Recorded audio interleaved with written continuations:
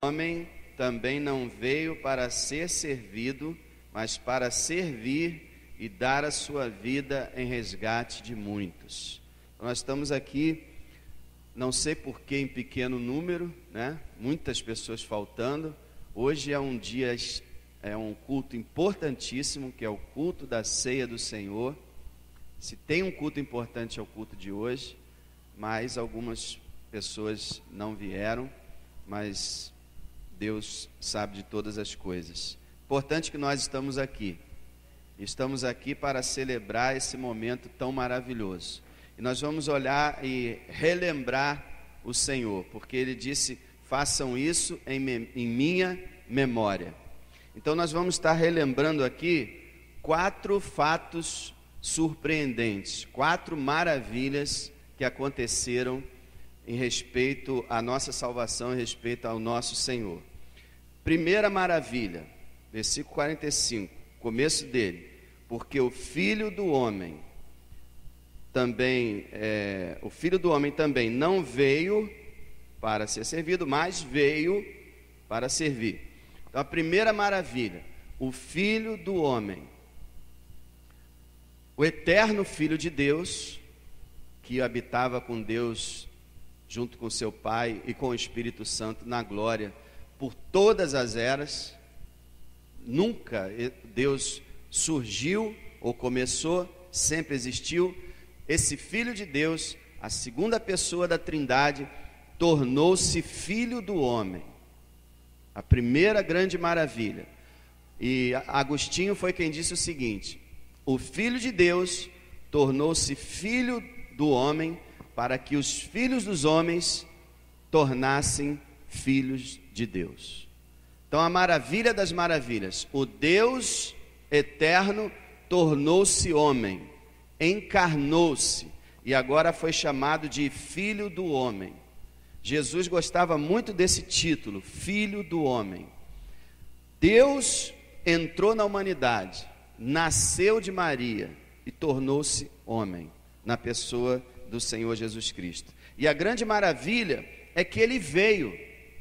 Aqui diz o texto, Ele não veio para, Ele veio para. Então o Filho de Deus tornou-se um ser humano e veio a esse mundo sujo, a esse mundo depravado, a esse mundo imoral, a esse mundo que nunca o amou, que nunca pediu por Ele e que nunca mereceu que Ele viesse.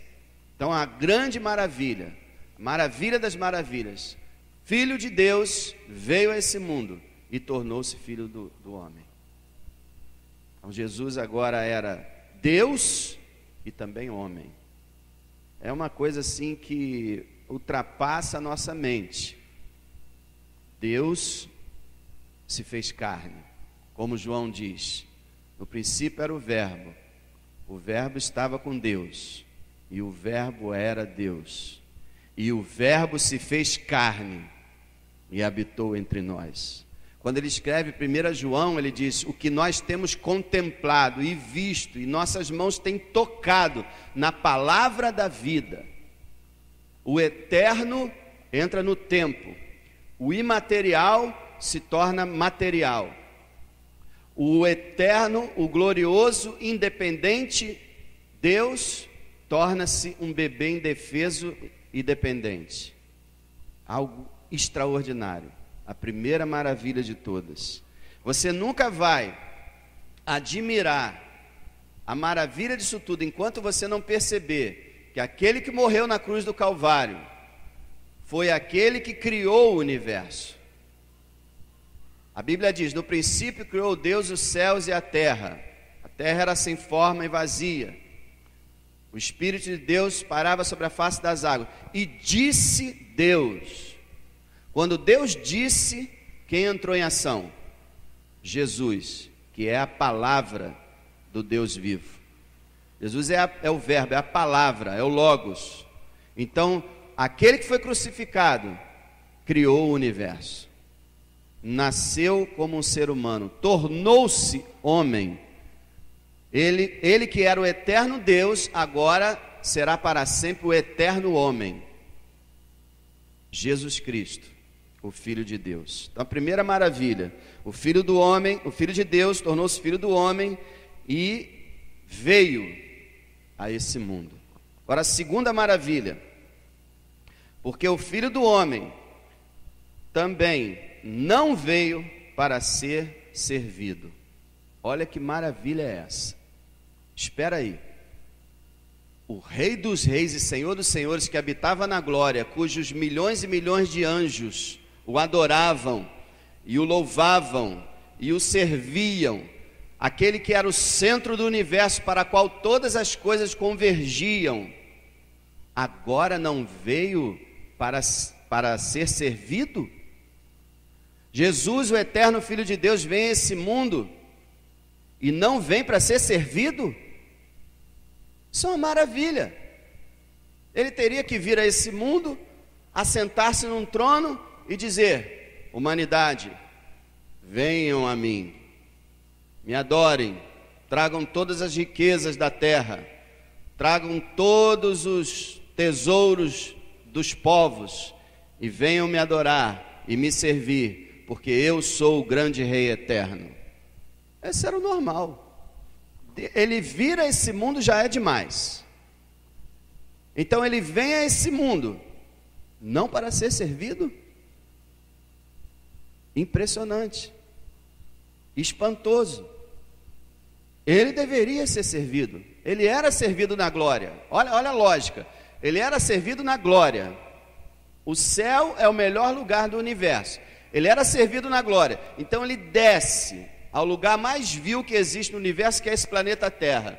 E quando ele chega aqui, ele não vem ser servido? Espantoso. Espantoso. Maravilha das maravilhas.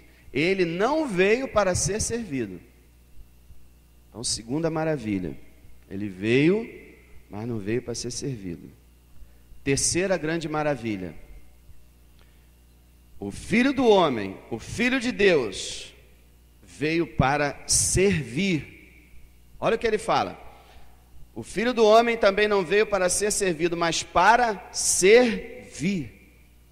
Gente, se o Filho de Deus viesse e descesse da glória e sentasse no trono, já é estranho que ele não fosse servido. Mas então que ele se assente no trono e fique.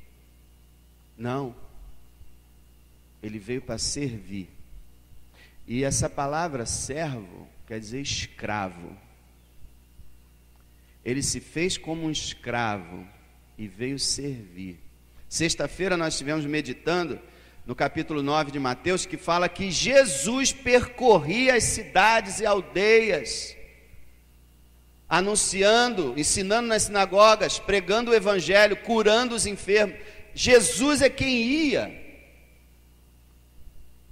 E eu falei sobre o hábito hoje das igrejas criarem um local de adoração e ficarem plantadas ali e ficarem convidando as pessoas para ir ali. Só isso. Mas Jesus nunca fez isso. Jesus nunca disse assim: Cafarnaum, Corazim, Betsaida, vou fazer uma série de conferências, de estudos, de palestras, de mensagens, de curas em tal campo, em tal sinagoga, em tal rua, em tal praia. Vão até lá. Ele não fez isso.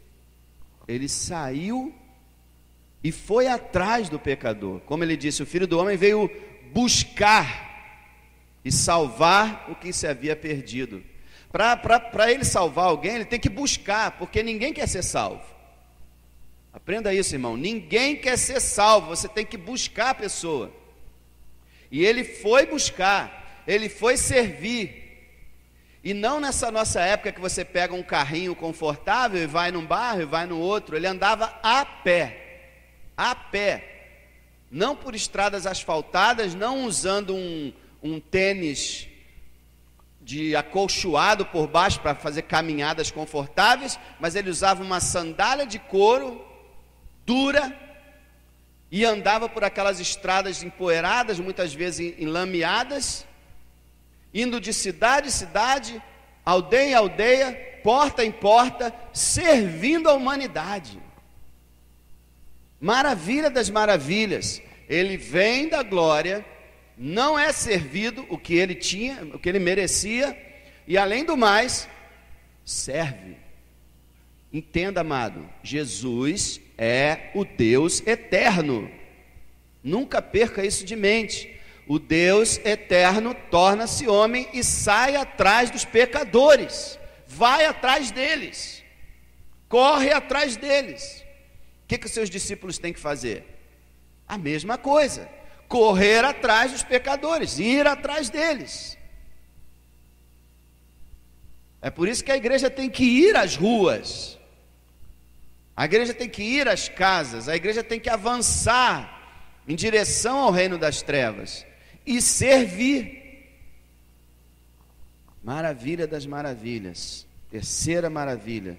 Ele veio para servir.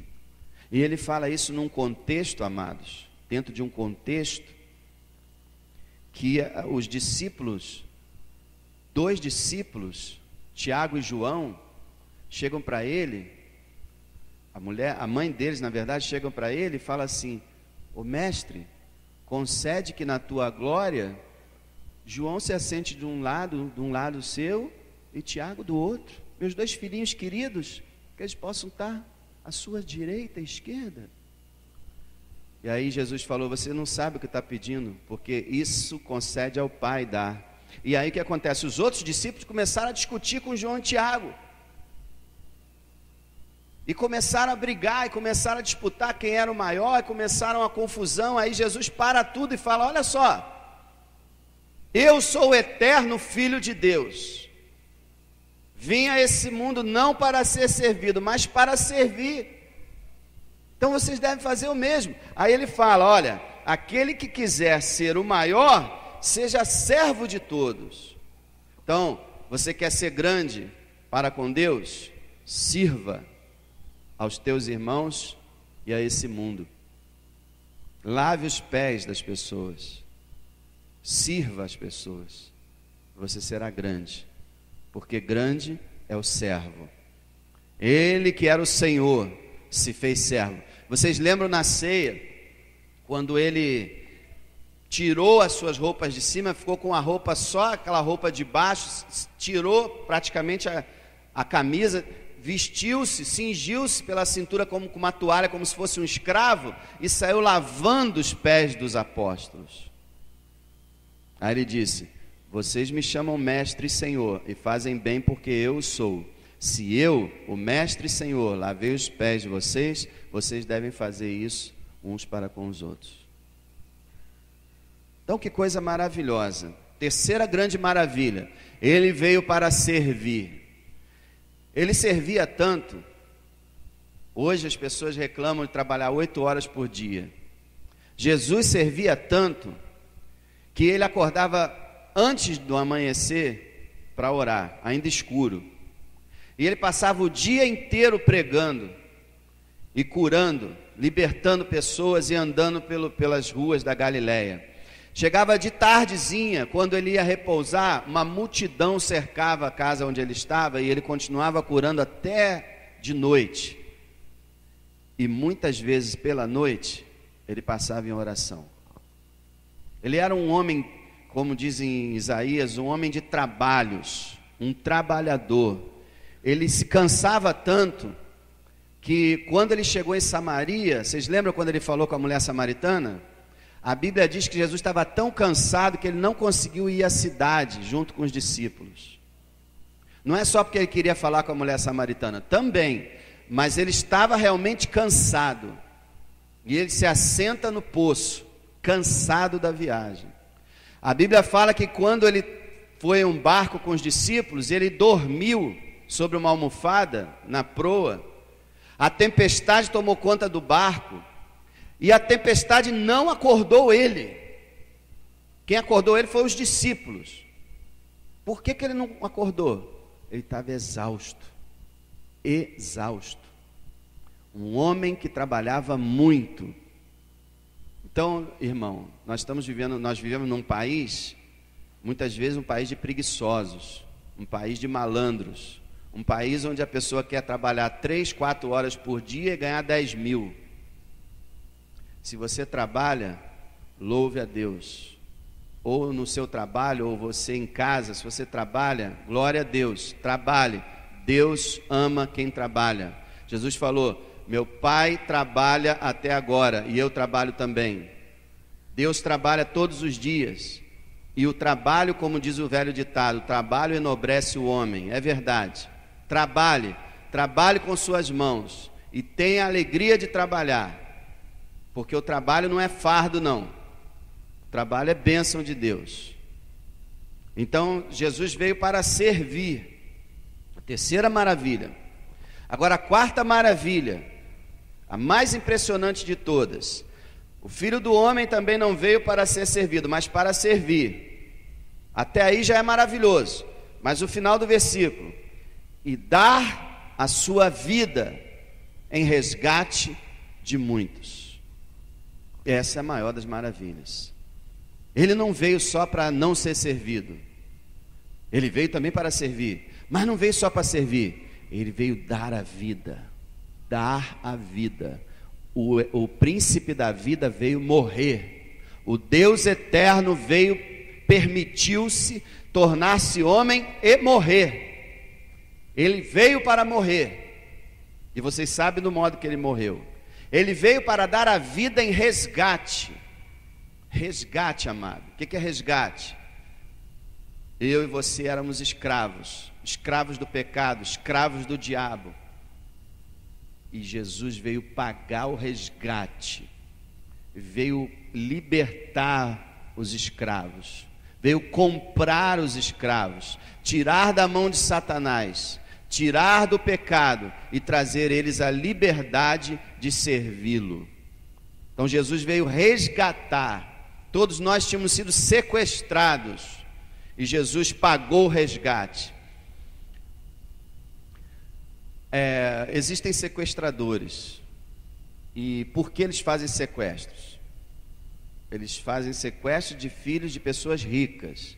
Eles contam que essas pessoas ricas, por amor a seus filhos, vão pegar as suas fortunas e dar para o sequestrador para ter o seu filho de volta. Isso é uma demonstração de amor. Você desfazer da sua fortuna para poder trazer o seu filho de volta. Qualquer pessoa normal faria isso. Qualquer pessoa que ama seu filho faria isso. Agora, Jesus, Deus, não. Deus não pegou uma quantia em dinheiro, em riquezas e nos comprou. Deus deu seu filho. E o seu filho veio e deu a si mesmo por nós. Meu amado, por isso que a Bíblia chama o precioso sangue de Jesus. A vida de Jesus entregue naquela cruz vale mais do que o universo inteiro. É o maior valor que existe na história humana. O que Deus fez por você na cruz, como diz aquela propaganda, né? Não tem preço.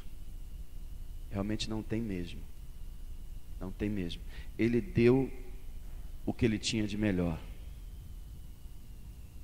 Então olha que maravilha, meus irmãos. Nós estamos aqui nessa manhã celebrando que o Filho de Deus tornou-se filho do homem, não veio para ser servido, mas veio para servir e, além do mais, veio para dar a sua vida para resgatar muitos. E louvado seja o seu nome, dentro desses muitos está você. Você já pensou nisso? Eu fui comprado pelo sangue. Eu fui remido, fui lavado pelo sangue. Eu faço parte desse povo que foi salvo.